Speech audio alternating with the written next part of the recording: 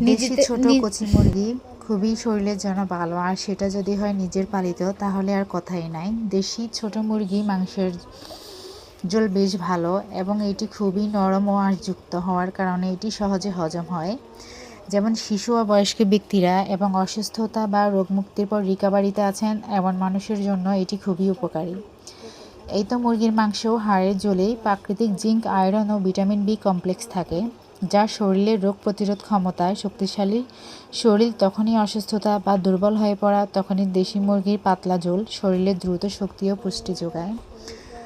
এই তো অবসর ইজানের জন্য দুটো দেশি মুরগি জবাই করা হয়েছে, যদিও তারা এটি অনায়াসে খেতে পারে কারণ এর হাড় নরম থাকে। অপসরি বড় মুরগি একদমই খেতে চায় না, হাড় শক্ত থাকে যার জন্য চিবোতে পারে না। এ তো দাদু ওদের জন্য দুটো মুরগি জবাই করে দিয়েছে। আর মাশাল্লাহ মাংসগুলো ভালোই হয়েছে মুরগির তুলনায়, কারণ এই কচি মুরগি খুবই ভালো।